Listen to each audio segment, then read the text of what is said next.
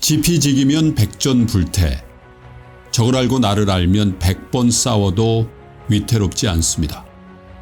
이제 막 주식시장에 뛰어든 분들이 나에 대해 성찰하고 시장을 보는 눈을 기르길 원하는 김한진, 윤지호, 김동완의 투자 원칙과 인사이트를 공유합니다. 주식시장에서 헤매고 있을 주린이들을 걱정하는 저 김프로의 어드바이스. 주식의 시대, 투자의 자세에서 확인하세요. 전국 서점과 온라인에서 만나보실 수 있습니다. 산업을 이해하고 기업을 이해해야 돈의 흐름이 보입니다.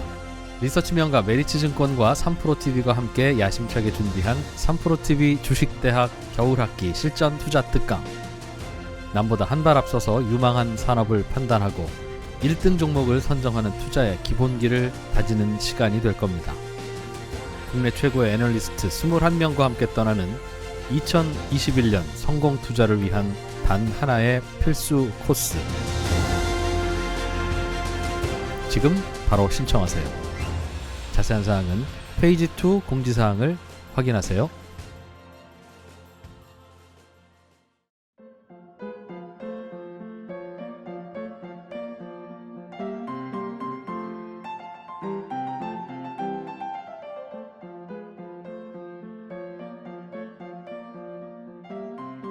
여러분, 클래식에 대해서 잘 모르는 분들도요, 아마 이분의 이름은 한 번쯤 들어보셨을 겁니다. 라흐마니노프라는 러시아의 음악가죠. 아주 위대한 피아니스트인데요.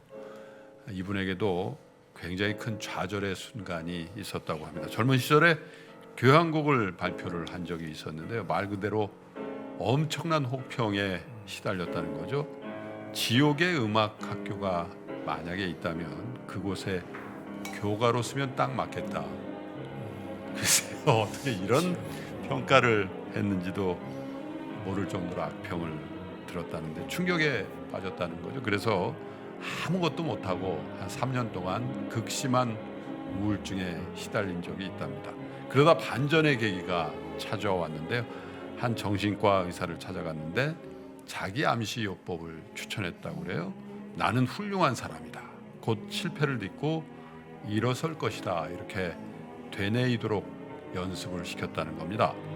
이 치료법으로 그는 슬럼프에서 벗어나게 되고요. 전설적인 작품이죠. 피아노 협주곡 2번을 만들게 됩니다. 그리고 이 곡을 자신을 치료해 준 정신과 의사에게 헌정을 합니다.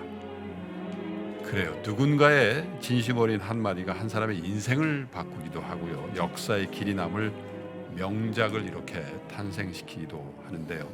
저희 상담소도 이렇게까지는 아니지만 여러분들의 편안한 안식처가 될 수 있도록 최선을 다하겠습니다.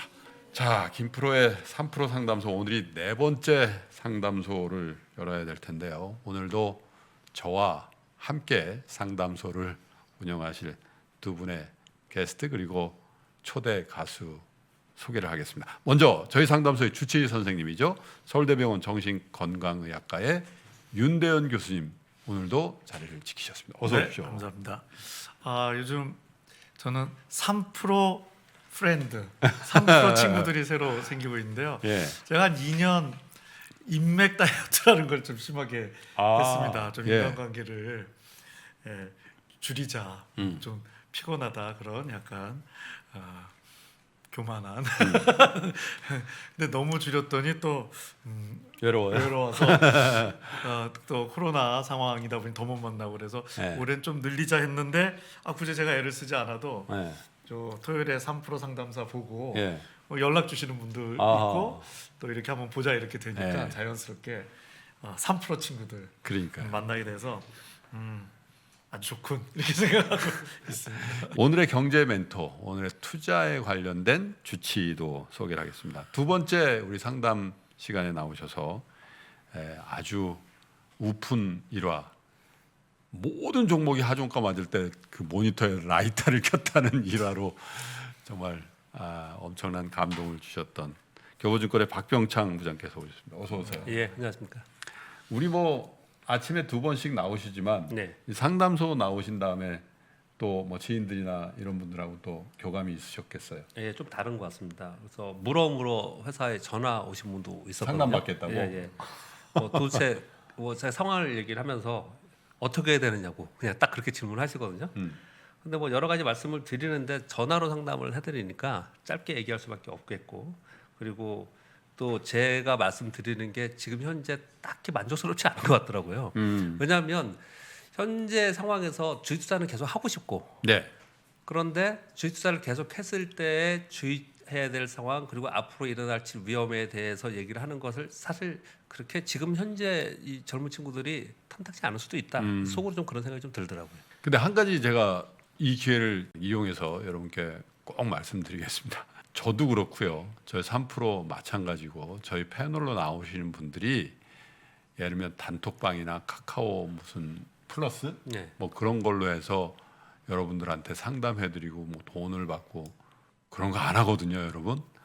박병창 부장께서도 이제 사칭하는 있으시죠? 몇 개 있을 거예요. 예, 저도 열 몇 개 있어가지고 오, 그러시구나. 신고해서 제 이름으로 된 건 다 지웠거든요. 그래서 제가 아는 이 여기 패널로 나오시는 분들도 웬만한 분 다 있어요. 좀 있으면 윤대현 리딩방 생깁니다. 제 이름을 사칭해서 네. 마음 상담을 해준다고요? 아니요. 네, 저도 거기 한번- 이렇게 될 거예요. 이렇게 돼. 주식 상담과 마음 상담을 함께 합니다. 이렇게 네. 절대 안 하니까요. 절대 그런 일 없으니까 거기에 돈을 넣으시거나 뭐 상담료를 내시거나 아니면 진짜 계좌 이체해가지고 하는 거는 어이구. 다 사기입니다. 아유, 주시장이 이렇게 화랑이니까 이런 일이 있나 봐요. 아, 네. 그러니까요. 네. 자, 오늘의 초대 가수를 또 소개해드려야죠. 원래는 저희가 첫 번째, 두 번째는 여성분들로만 됐다가 네. 또 세 번째는 혼성 듀엣이었는데 이번에는 남성 듀엣입니다. 우주왕복선 사이드미러, 줄여서 우싸미님들께서 오셨습니다. 어서 오세요. 안녕하세요. 반갑습니다. 약간 스타트업 기업 이름 같기도 그러니까 말이에요. 이거 네? 일론 머스크 뭐 그런 분위기인데. 주식지향적인. 아니 진짜 설명 좀 해주세요. 왜 이런 우주왕복선이 사이드미러가 없을 것 같은데. 네, 사이드 미러가 없는데 이제 그 팀 이름을 지어야 될 상황에 왔어요. 원래는 저희 그냥 이름으로 백충원 곱하기 김선훈 이렇게 저희 이름으로 활동을 했었거든요. 근데 이름을 지어야 하는 상황에 와가지고 그러면 뭐 어떤 걸 하지 하다가 이제 어릴 적에 우주 왕복선 요만한 장난감인데 사이드 미러가 달린 걸 본 적이 있는 것 같은 기억이 있거든요. 왠지 네. 잘못된 기억일 것 같지만 이제 그거를 생각하면서 뭔가 없는 거, 새로운 거, 아 새로운 거 네, 창작. 그런 느낌을 이름에 한번 네. 담아봤습니다. 이 두 분이요 2016년도에 데뷔를 하셨고요 2018년도에 EBS에서 하는 올해 헬로루키 대상을 받으셨고요. 최근에 네. 그 포커스라는 네. 포크송 아, 쪽에 그 엠넷에서 네, 하던. 출연도 네, 하셨어요. 맞아요. 자 오늘 모두 잘 부탁드리고요. 오늘은 근데 여러분 저희 3프로 상담소가 특집으로 진행이 됩니다. MBC PD 수첩과 공동으로요 2030 세대 주식 투자에 대해서 저희가 조금 더 깊이 있게 얘기를 나눠 보려고 합니다. 그래서 지금 저희 PD들과 엔지니어들만 있는 게 아니고요. MBC 제작진도 저희 스튜디오에 열심히 촬영을 하고 계십니다. 그래서 오늘 사연은 모두요. 주식 투자를 하고 있는 20대와 30대의 사연으로 구성이 되고요. 또 상담도 그렇게 저희가 만들어 봤습니다. 청년들의 고민을 들어보고 또 위로해드리고요. 더 나은 미래를 향해서 나아가는데 저희의 공동 기획이 자그마한 힘이라도 되기를 바라겠습니다. 자, 그럼 본격적으로 상담소의 문을 활짝 열 텐데요. 첫 번째 사연은요. 매달 적금을 붓듯이 주식을 사고 있다는 30대 남성분의 사연인데요. 역시 윤대현 교수님께서 네. 읽어주시겠습니다. 네, 31세 직장인 나무린 씨의 사연입니다. 제가 그 아침 그 기상을 3프로 TV를 들으면서 기상하신다는 분을 많이 들었는데요. 네, 우리 나무린 씨도 그러신 분 같습니다. 매일 3프로 TV와 하루를 시작하는 주식 초보자입니다. 평소 주식은 도박이라고 생각해서 29년 동안 하지 않았는데요. 팟캐스트 신과 함께를 들은 뒤 생각이 변해서 투자를 시작하게 됐습니다. 제 투자 방식은 적금을 붓듯이 매달 소량을 매수하는 거예요. 월급을 받으면 20만 원을 빼서 투자하고 싶은 회사의 주식을 삽니다. 네. 주변 친구들은 이런 저를 무시하더라고요. 20만 원씩 주식을 사서 얼마나 수익을 내겠냐 말이죠. 하지만 저는 그 말을 무시하고 저만의 방식으로 꾸준히 투자하고 있습니다. 그러나 최근에 결혼을 한 후 투자금을 더 올렸어요. 저는 매달 60만 원, 와이프는 20만 원씩 투자하고 있는데요. 이렇게 해서 지금까지 도합 1,000만 원이 넘는 금액을 투자 중입니다. 여기서 제 고민을 말씀드릴게요. 매월 적립식으로 투자하다 보니 가격이 떨어져도 매수하고 올라가도 매수하는데요. 아직 매도를 해본 적은 한 번도 없습니다. 하지만 액수가 점점 쌓일수록 불안하고 두려운 마음이 생기네요. 그래도 길게 바라보고 매도를 보류하는 게 맞을까요? 네, 이렇게 해야 된다 말씀해 주시는 주식 전문가분 떠오르는 분 계신 것 같은데 부장님이 말씀해 주셔야 될 것 같아요. 야, 근데 정말 대단한 분이네요. 주식만 사기만 사봤지 한 번도 팔아본 네, 적이 네. 없는 분. 저는 처음 뵙는 분이야. 주식을 처음 하는 분도 만나볼 기회가 많지 않은데 주식을 1년 동안 계속 사기만 하고 한 번도 안 팔아본 거 이거 대단한 거거든요, 사실은. 그래서 오늘은 31세 직장인 남우린 씨를 직접 전화 연결을 저희가 한번 해서 말씀도 좀 나눠보고 또 상담도 좀 해보겠습니다. 남우린 씨 전화 연결해 볼게요. 네, 안녕하십니까. 야, 근데 목소리가 네, 명랑. 뭐라고 할까? 굉장히 에너지가 넘치면서 사실 혼남이실 것 마음 상담은 전혀 필요 없고 제가 이분에게 마음 상담을 해야 될 것 같은. 제가 진짜 항상 힘이 되고 있습니다. 방송을 듣고. 아, 감사합니다. 혹시 어떤 일을 하고 계세요? 저는 그 자동차나 네. 그다음에 전자제품, 가전 쪽으로 이제 그게 부품을 만드는 회사에 장비를 납품하고 있는 회사에 지금 근무하고 있습니다. 네. 그냥 월급 받으시는 직장 생활 하시는 거죠? 사업을 하시는 거 그런 건 아니고요. 네, 네, 그렇습니다. 네. 자, 그런데 이게 계속 주식을 적립식으로 사셨는데 아직 한 번도 안 파셨다는 거잖아요. 네, 그렇습니다. 두려우세요? 파시기가? 실은 제가 예전에 예. 한창 그 가상화폐가 이제 열풍이었던 시기가 있잖아요. 네. 그 당시에 제가 좀 큰 돈을 제가 투자를 했는데 예. 그때 좀 단타라고 하는 그런 걸 해서 네. 크게 손해를 봤어요. 아. 네, 그 후로 이제 제가 이 3% 통해서 주식에 대해서 이제 공부하고 한 후로는 제가 이게 주식은 장기 투자를 해야 되는구나 생각한 이후로 한 네. 번도 주식을 매도를 해본 적은 없습니다. 근데 매도를 해서 수익도 내시고 또 다른 종목도 하셔야 될 텐데 그러면 50대 60대 계속 살 수도 없고 박병창 부장님이 나와 계시거든요. 그 네. 박병창 부장님께 한번 제가 여쭤봐 드릴게요. 이런 경우 많이 보셨어요? 주식 적립식을 계속 사기 한 번도 안 파신 분? 박 부장님? 저도 처음 들은 것 같은데요. 네. 그 2년이라고 하시니까 뭐 그럴 수도 있을 것 같습니다. 네. 2년이라고 하시니까 근데 앞으로 시간이 계속 흘러가면서 계속 사기에는 좀 부담스럽거나 금액이 커지면 아니면은 또 새로운 방법을 좀 취해야 되지 않을까 하는 생각을 좀 해봅니다. 자, 그러면 남우리 씨는 2년 동안에 계속 월에 몇십만 원씩 이렇게 적립만 하시고 한 번도 그 원칙을 깨거나 해서 야, 이거 네네. 사실 수익이 나면은 견물생심이라고 어디서 목돈 나오면 1,000만 원, 2,000만 원 확 넣어가지고 한번 더 크게 튀겨야 되겠다 이런 생각을 해보신 적은 없으세요? 그렇게 실행해 본 적 없으세요? 네, 제가 주식을 처음에 시작할 때도 이제 그냥 가치 투자를 해봐야겠다. 뭐 주식은 내가 나중에 노후 자금으로 필요할 때 써야겠다라는 생각 네. 때문에 한 번도 지금 매도를 해본 적이 없습니다. 그것도 종목도 대체로 적립식이었다면 우량주로 하셨을 것 같은데 그죠? 네, 그래서 제가 대부분 갖고 있는 게 삼성전자나 네이버거든요. 아, 근데 이제 주변 지인들은 이제 한 번쯤은 그 차익을 봐라 네. 라고 이제 얘기를 많이 하는데, 근데 제가 제일 무서운 거는 제가 차익을 만약에 봤을 때 예. 그 몇십만 원, 몇백만 원의 그런 거에 기분에 제가 한 번에 빠져서 자꾸 그런 식으로 투자를 하게 될까봐 제 스스로를 어떻게 보면 좀 못 믿는다라고 해야죠. 그래서 쉽게 매도를 못 하겠더라고요. 자, 요 부분을 상담을 좀 해드릴게요. 우리 네네. 박병창 부장님께. 성과가 좋아요. 그죠? 네. 성과가 좋은데 한 번 팔면은 지금까지 2년 동안 유지해온 이 적립식의 어떤 본인의 원칙, 네. 우량주를 계속 모아갔다. 존리 대표님 그런 얘기 하잖아요. 예, 절대 파는 거 아니라고. 네. 야, 근데 또 한번 팔아서 이익을 딱 한번 실현해보고 싶은 생각도 있고 그죠? 네. 이거 어떻게 해야 됩니까? 지금 말씀하신 걸로 들어봐서는 뭐 팔지 않아도 될 돈이고 그리고 또 그런 철학을 갖고 계시니까 그런 부분들을 고려해 봤을 때는 굳이 팔지 않아도 될 거라고 생각을 합니다. 왜냐하면 기본적으로 지금 전입식으로 투자를 했다는 얘기는 장기적으로 노후 관리로 했다는 것이지 그 자금이 목적 자금이거나 지금 내가 찾아서 쓸 자금이 아니기 네. 때문에 굳이 시장의 등락에 따라서 그것 때문에 지금 뭐 팔아야 된다 굳이 뭐 그렇게까지 생각할 필요는 없을 것 같고요.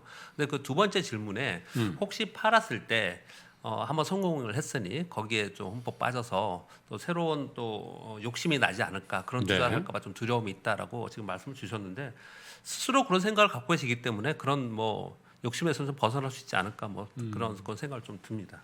아내분도 이제 그 재테크를 동참을 시키셨네요, 그죠? 네네. 근데 이제 그냥 이렇게 합시다 이렇게 하신 거예요. 뭐 예를 들면 상의를 해가지고 그럼 여보 나도 해볼래 이렇게 된 거예요? 아니면 강권을 한 거예요? 어떻게 된 겁니까?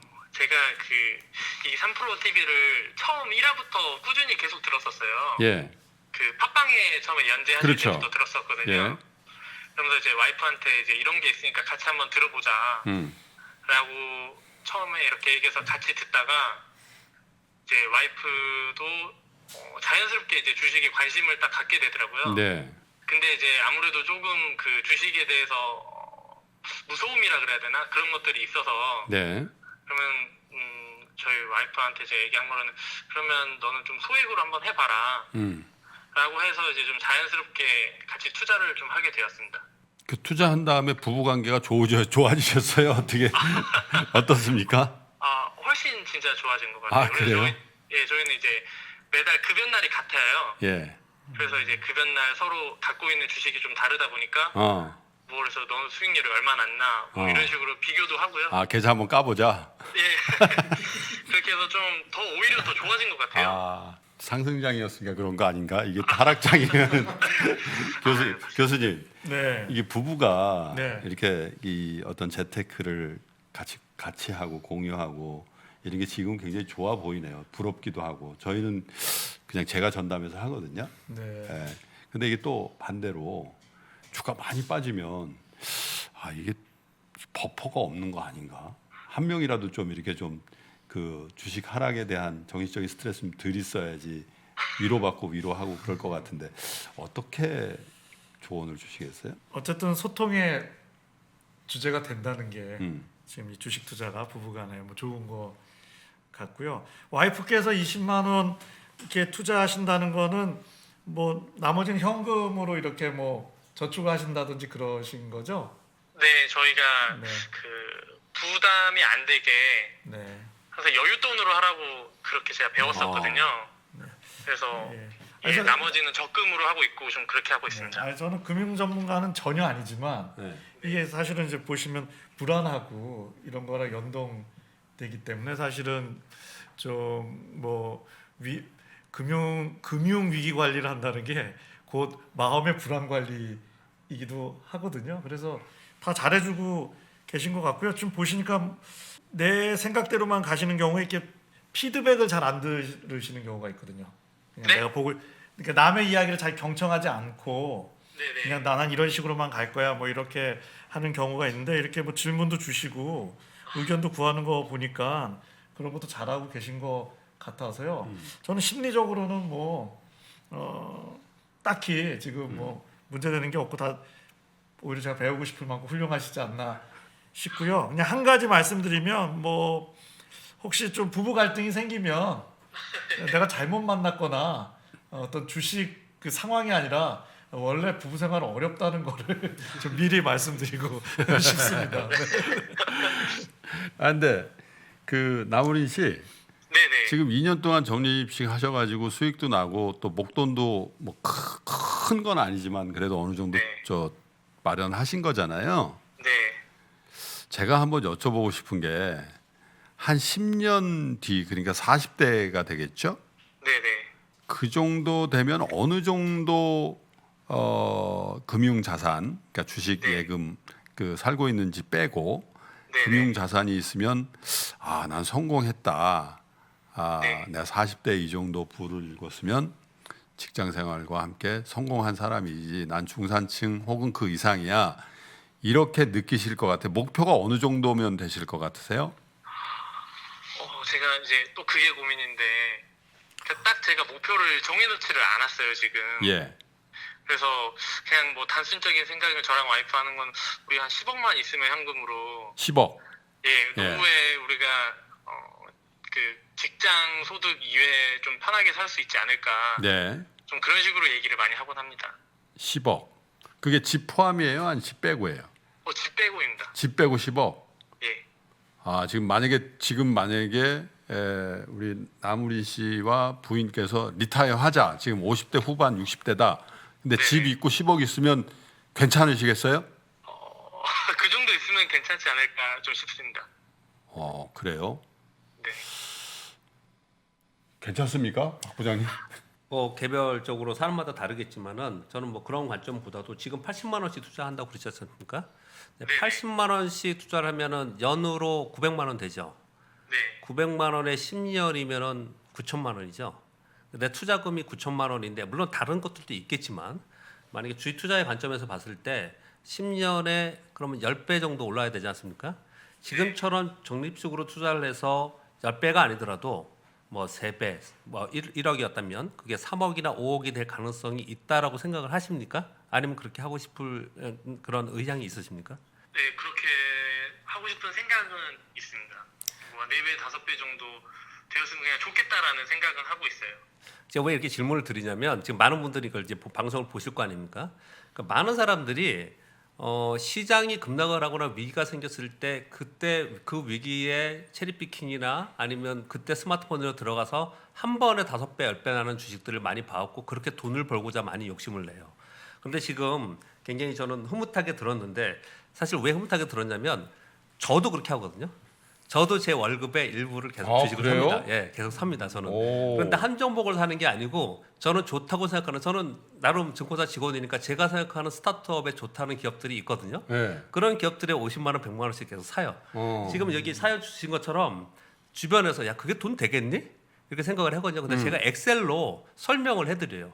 실제로 이렇게 해서 내 원금 대비 나중에 결과치로 보면은 우리가 생각했던 것보다 훨씬 큰 돈이 돼 있을 가능성이 굉장히 높습니다.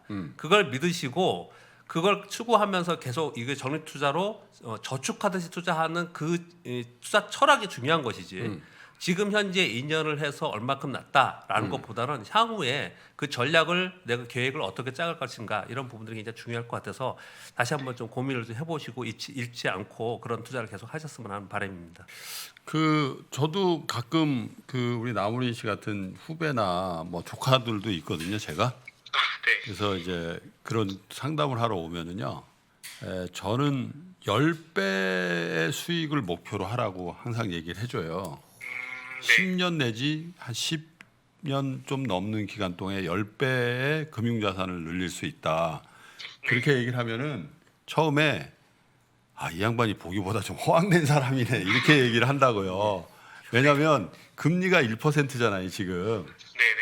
그러니까 안전한 예금이나 이런 걸 하면은 어떻게 10배가 되지 10년에? 지금 박병창 부장님도 그런 얘기 하신 거나 마찬가지인데 이게 저금리는 어떻게 보면 반대로 하면 위험 자산, 특히 주식이라든지 이런 변동성이 큰 자산한테는 굉장히 큰 기회가 되는 거기도 하고 우리나라는 가끔 보면 이렇게 보면 한 10년, 15년 안쪽에 큰 기회를 몇 번씩 이렇게 주잖아요.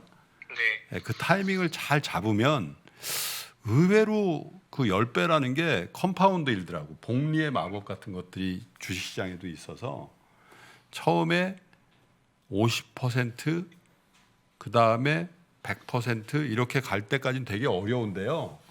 네. 그걸 몇 번씩 이렇게 하잖아요. 그러면 나도 모르는 사이에 이렇게 10배가 돼요.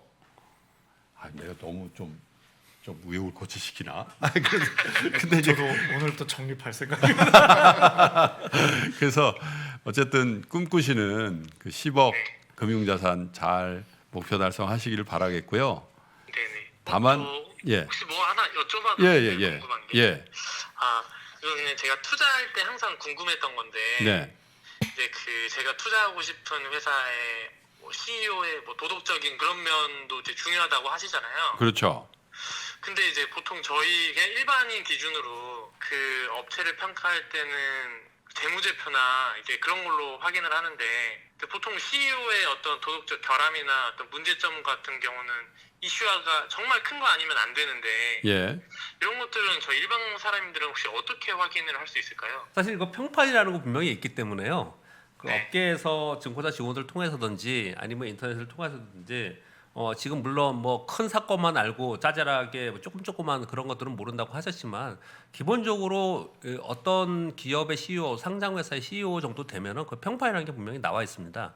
그리고 그분의 뭐 살아온 스토리도 분명히 우리가 그 홈페이지 들어가면 알 수 있고요. 그런 부분들을 보면서 유추할 수 있지 않을까 뭐 그 정도 말씀드리겠습니다. 저도 꼭 말씀드리는 게요. 네. 우리가 투자하는 모든 CEO를 평판 조회를 해보거나 만나볼 수는 없어요. 네. 거의 불가능하잖아요. 그런데 저는 두 가지를 하는데 하나는 그 회사의 3년 혹은 5년치 재무제표를 보면 그 회사의 CEO의 평판이 거의 다 반영돼 있어요. 아니 그렇잖아요. 5년 동안 회사를 잘 성장시키고 이익도 늘고 분식회계 안 하고 배당 꾸준히 했다라면 그 사람이 인간성이 좋고 그 사람이 무슨 자녀들한테 뭐 잘하고 못하고 그게 중요한 게 아니라 사업가로서 자기 할 일을 잘하네 이렇게 평가하는 게 좋은 거잖아요. 네네. 마음은 비단결인데 장사는 엄청 못하는 사람이 있잖아요. 우리가 그런 사람한테 투자할 수는 없는 거죠. 그래서 재무제표가 스테디하게 잘 이렇게 만들어져 가고 발전되어져 나가는 건 기본적으로 경영 자질이 있다 이렇게 보는 거고요. 두 번째는요. 지금 SNS라든지 이런 사회 관계망을 통해서 치명적인 그 결함은 우리가 검증할 수 있거든요. 네. 나는 직접 모르지만 내가 아는 사회 관계망에 어떤 사람은 그 사람의 지인일 수도 있고, 근데 그 노력을 거의 안 하세요. 근데 정말 큰 투자, 저 같은 경우는 뭐 조그만 투자 같은 거는 그런 것까지 안 하고 대형주 투자를 하기 때문에 뭐 그런 것도 사실 큰 의미도 없지만 소형사에 비교적 큰 투자를 할 때는 꼭 그걸 하거든요. 그래서 평판 조회를 해보니까 그 사람 뭐 예전에 뭐 돈 떼먹은 적도 있고 막 이러면 그런 건 안 하면 되는 거고요. 그래서 기본적으로는 재무제표로 하고 정말 비교적 부담스러운 투자를 할 때는 그 최고 경영자 내지는 핵심적인 내부 관계자의 평판 조회도 하시려면 하실 수는 있을 거예요. SNS 관계망을 통해서. 네. 알겠습니다. 예. 감사합니다. 요즘 기분 좋으시겠어요? 주식이 많이 올라서요. 네, 요즘 기분도 좋기도 하면서 이제 불안하기도 해서 네. 고민이 많이 되고 있습니다. 네.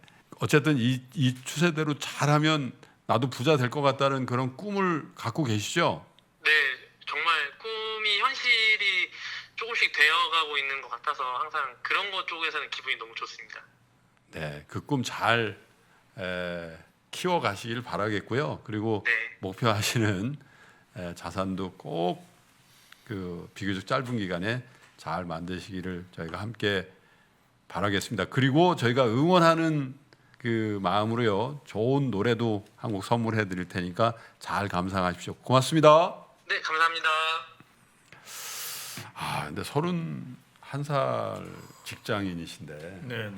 근데 목소리 제가 그랬잖아요. 목소리 딱 듣자마자 이분 참 건강한 분이다. 이제 그런 생각이 드는데 그러면서도 어느 순간에 허물어지면 어떡하지? 이제 그런 걱정이 있나 봐요. 그 뭐 연령과 상관없이 다 그런 불안감은 있을 수 있죠. 뭐 여기 출연하시는 우리 금융 전문가님들도 저랑 엘리베이터에서는 잘 돼야 된다. 그래요. 그럼 여기서 우사미의 힐링송을 한번 들어보도록 하죠. 그리고 나무리 씨에게도 이 노래를 선물을 해드린다고 약속했으니까 어떤 노래 들려드리겠습니까? Listen to You라는 노래인데요. 신곡이죠? 네네. 네. 상대방의 목소리가 너무 좋아서 이제 나에게 계속 얘기를 해줘 이런 노래이고 네. 여기가 상담하는 이제 방송이라서 그렇죠. 많은 청취자분들이 또 편하게 말씀을 해주시라는 네. 마음에서 Listen to You라는 노래 준비했습니다. 자, 우쌈이의 Listen to You 청해 듣겠습니다. 박수로 청하죠.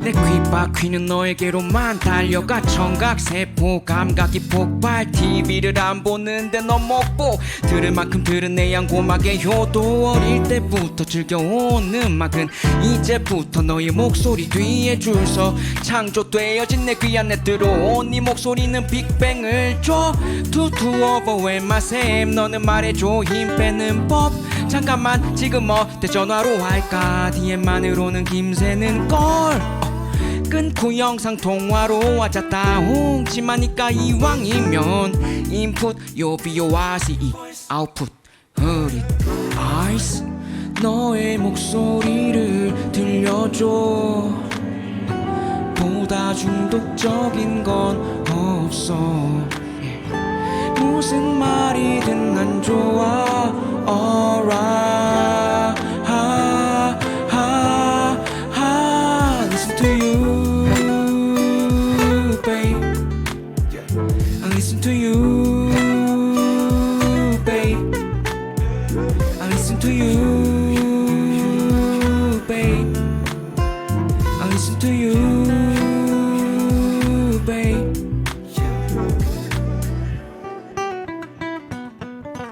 Let me hear you, let me hear you 너의 오늘 하루로 날 데리고 떠나보자 포카혼타스 내가 널 못 알아들어도 지금처럼 노래를 불러줘 너의 평소와 다른 말투를 만든 게 누군지 나의 이에게 말해봐 기울인 내 귀는 거의 피사에 있다네 여긴 우리 밖에서 너의 목소리를 들려줘 보다 중독적인 건 없어 무슨 말이든 난 좋아 alright listen to you babe I listen to you babe I listen to you babe I listen to you babe yeah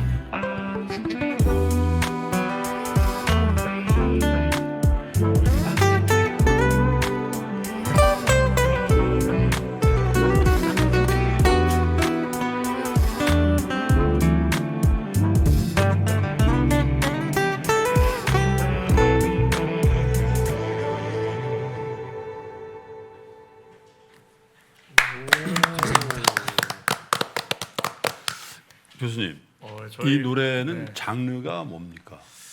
제가 지금 음악의 분야 아니라서 장르가, 네. 뮤지션 교수님께 여쭤보겠습니다. 장르가 뭐 다양하게 섞여 있는데 약간 저는 그 기타 그 솔로 하실 때는 약간 탱고 느낌도 좀 슬쩍 네. 네, 되게 좋고 뭐 힙합도 랩도 좀 있고. 들어가 있잖아요, 힙합. 네, 그렇죠. 네, 랩 뮤직 힙합 쪽인데 네.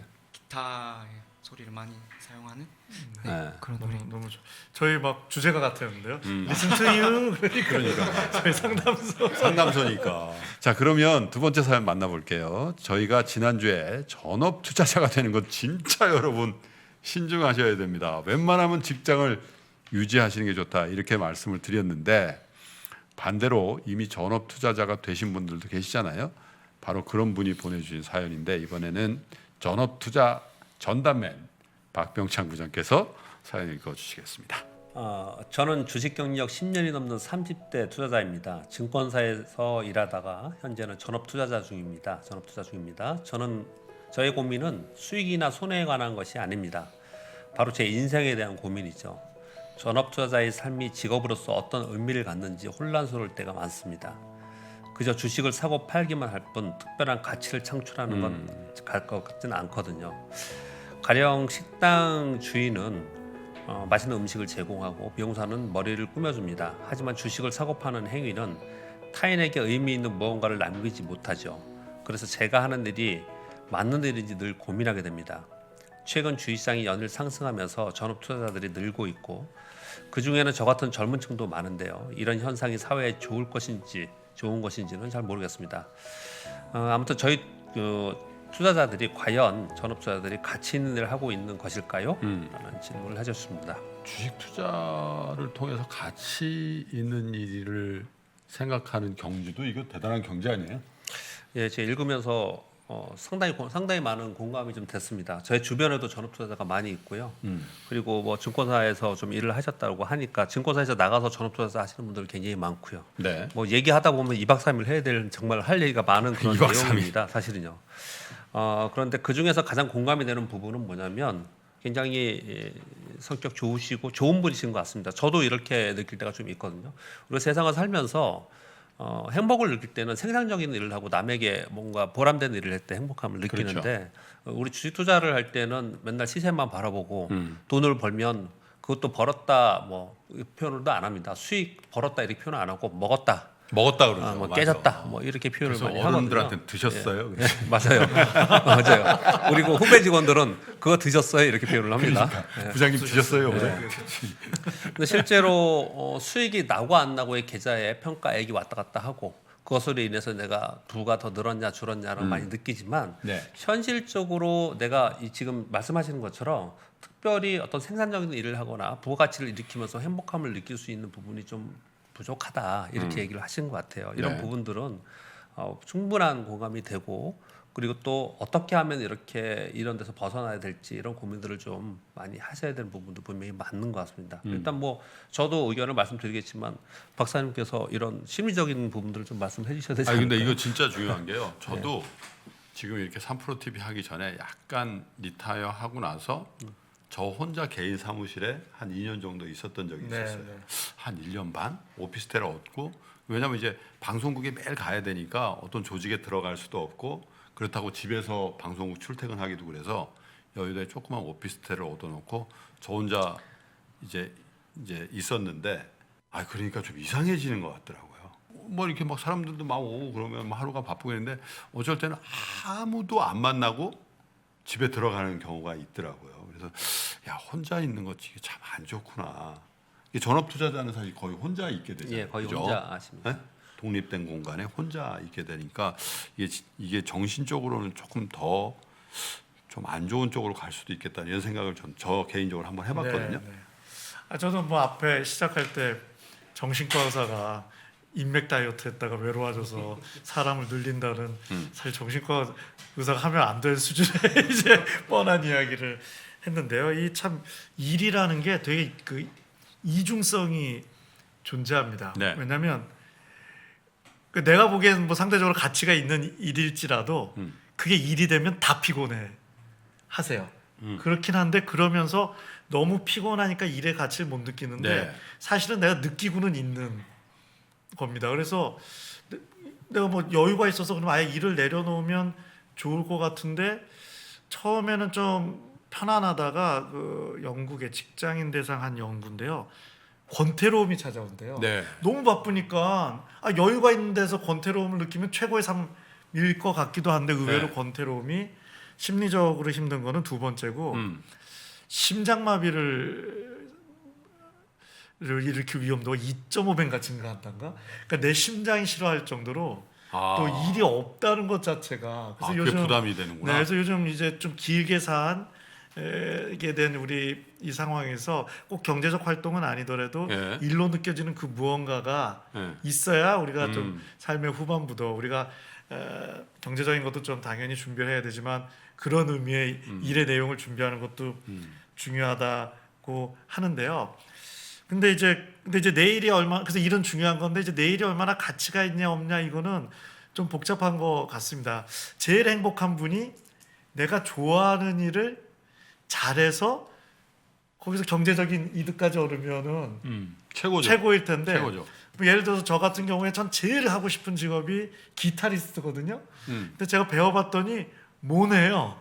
그러면 전 아마 돈도 안 되지. 너무 힘들었을 것 같긴 한데 근데 가끔 내가 너무 좋아하는 일을 잘해서 하시는 분도 있는데 그럼 그걸 또 못 즐겨요. 그리고 이게 사람이 참 이상해서 심지어 가치를 덜 느낄 때도 있고 하기 때문에 네.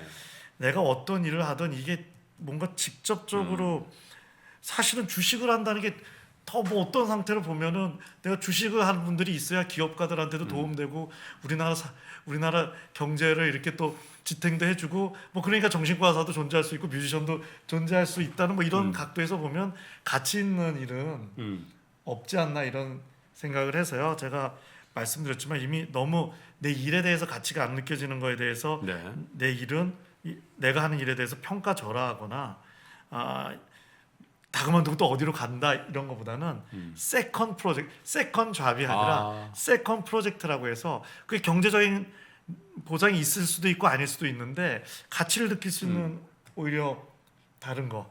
저도 기타리스트로서의 직업은 불가능한 소질이지만 네. 기타를 칠 때 그 순간은 기타리스트이냐 오히려 더 직업이 하니까 더 즐길 수 있는 네. 이런 부분이 있어서 내 마음이 아마 저는 행복한 고민이실 수 있을 것 같아요. 잘은 모르지만 전업 투자인데 지금 수익률이 안 좋다 이러면 가치의 문제가 아니라 부장님한테 어떻게 해야 되느냐 SOS를 쳤는데 가치에 대한 이런 고민이 있다는 거는 사실은 심리적으로 후퇴하거나 나쁜 건 아니거든요. 그래서 저는 그런 무언가 가치 있는 삶의 컨텐츠를 이제 좀 잘 근데 저는 이해가 찾으셨으면 돼요. 좋겠다 이런. 이 사실 계속 모니터링 혼자 독방에서 말이죠.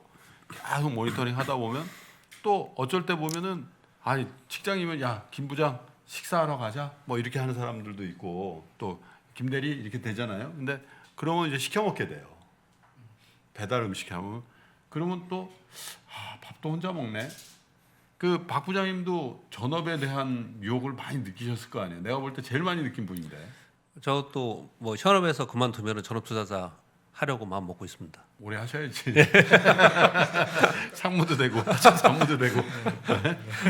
갑자기 그렇게. 근데 뭐 사실 조금 더 첨언을 해드리면 왜 이런 의식을 갖고 있냐면요. 저도 트레이더로 오랫동안 있었기 때문에 지금 우리 김프로님이 저의 이 히스토리를 알기 때문에 이렇게 질문을 주신 거거든요. 전 트레이더로 데이트에도 굉장히 오랫동안 이 매매를 했던 사람입니다. 그러면 어떤 정도냐면 이 컴퓨터를 보고 시세를 보고 있으면 저쪽에 있는 매매하는 사람, 나는 매수하면 매도하는 사람이 보입니다. 그 사람이 왜 그렇게 하는지. 그러게 우리 막 그러면서 말하면서 막 하는 거죠. 그 맞고 치는 비슷한 말하면서 느낌이군요. 막 하는 거죠. 그래서 심지어 주말이 싫고 아침에 나와가지고 빨리빨리 장이 열려서 돈 벌고 싶은 마음이 막 그럴 때가 있었어요. 젊었을 때. 요즘에 젊은 친구들이 그렇다 그러더라고요. 시장이 워낙 좋으니까. 그러니까 요즘에 주말이 싫다고. 빨리 돈 벌어야 된다고. 요즘에 금요일 그런 3시 현상이- 반이 가장 악몽의 시간이라는 거. 요즘에 그렇다 그러더라고요. 이틀 반을 참아야 되니까. 근데 이분의 질문을 보면은 이분은 그 단계를 넘어선 겁니다. 어느 순간이 되면 이제 그것도 이제 매너리즘에 되는 거예요. 이게 여기서 수익 나고 이런 부분이지만 아닌 거예요. 근데 왜 제 이분께 꼭 말씀드리고 싶은 부분은 왜 이런 생각에서 더 벗어나지 못하냐면은 매매를 위한 매매를 해서 수익을 위한 주식 투자만을 바라보고 있기 때문에 그렇거든요. 사실 주식 투자의 본연의 의미는 우리 이론적으로 얘기할 때 기업의 재무 조달에 우리가 원천적인 활동을 좀 하고 있는 거지 않습니까? 그래서 그렇죠. 주식 투자할 때 내가 어떤 A라는 기업에 투자를 했어요. 근데 뭐 그 소액이든 큰 금액이든 간에 모두 다 주주입니다. 근데 그 기업이 어떻게 발전해 나가고 어떻게 성장하는지를 같이 그 기업을 같이 쳐다보고 있으면은 난 이게 절대로 이렇게 지겹거나 또는 뭐 가치가 없다 이렇게 생각하는 것은 좀 아니다라고 생각합니다. 그 기업이 성장하는 걸 보면서 내가 투자한 것에 주가가 오르고 올라가면서 얼마나 그게 가치롭습니까?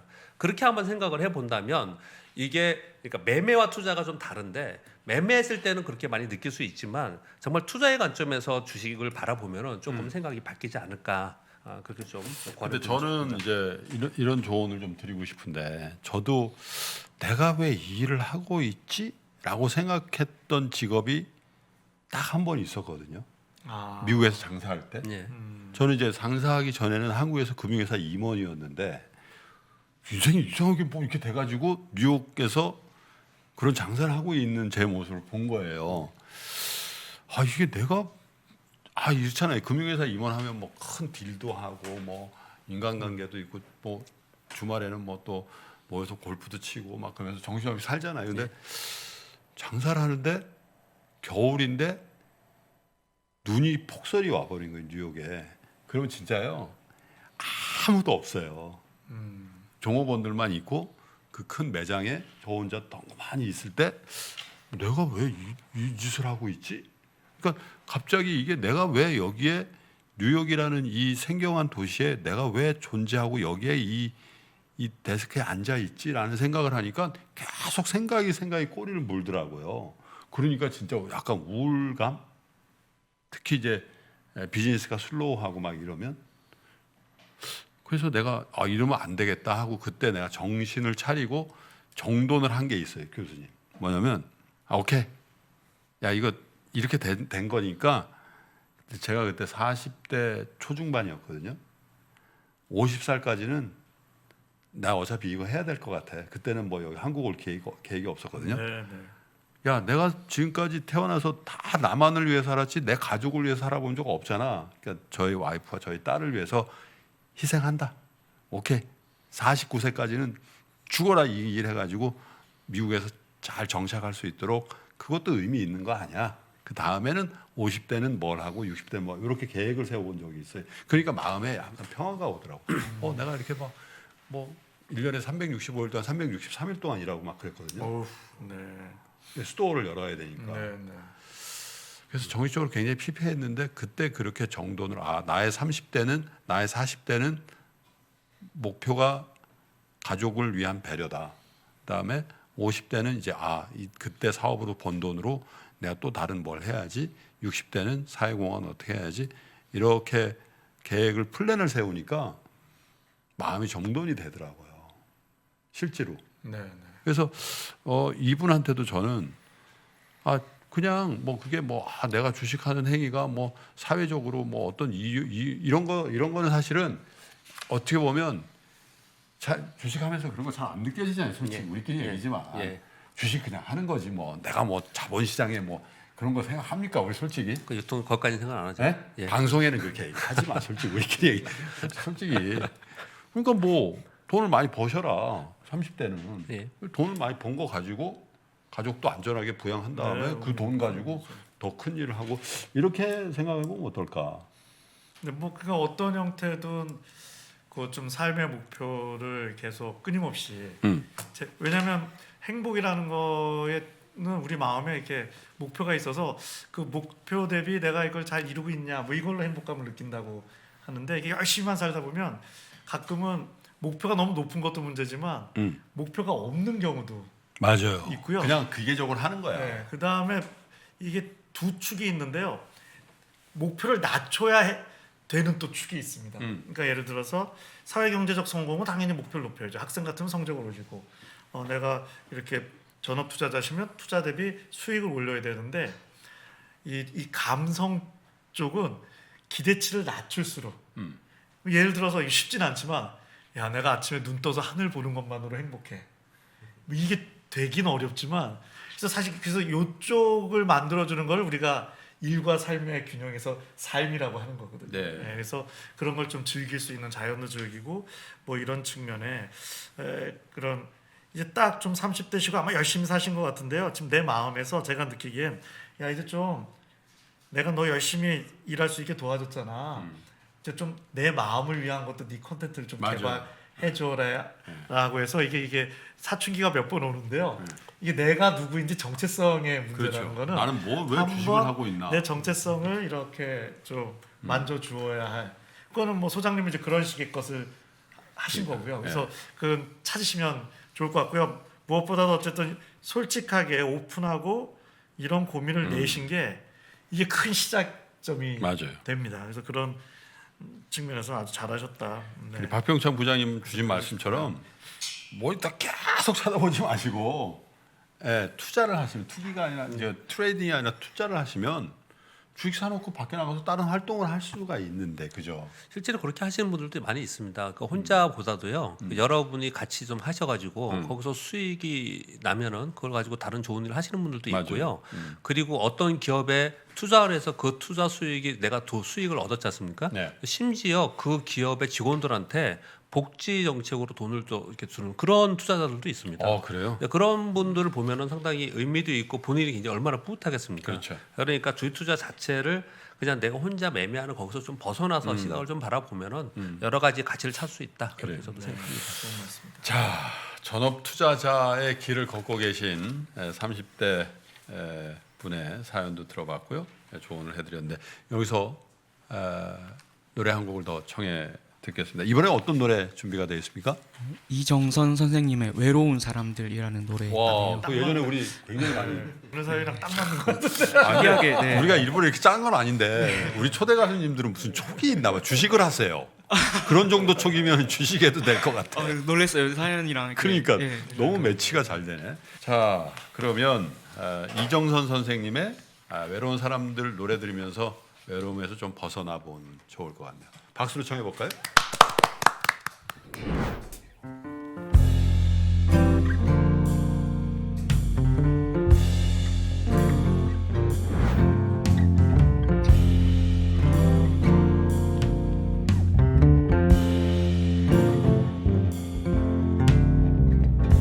어쩌면 우리는 외로운 사람들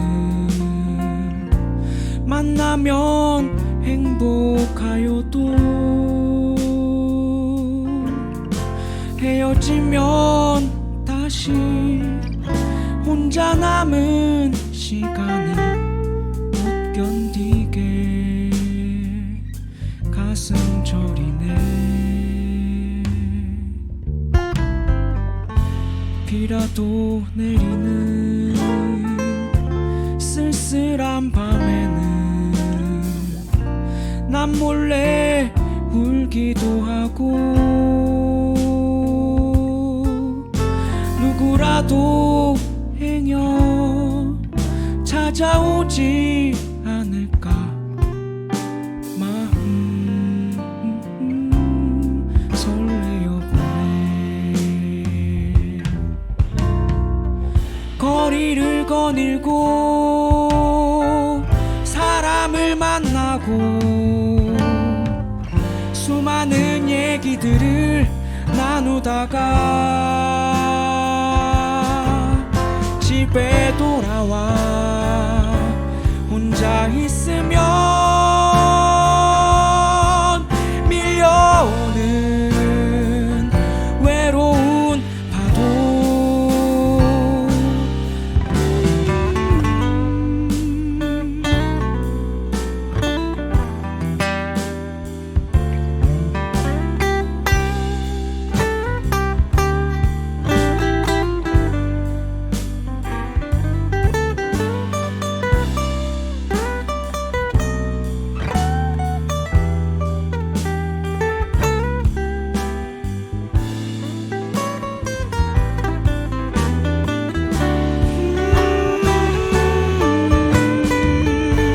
우리는 서로가 외로운 사람들 어쩌다 어렵게 만나면 헤어지기 싫어 혼자 있기 싫어서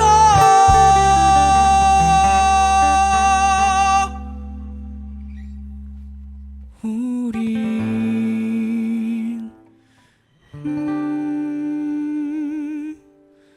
사랑을 하네.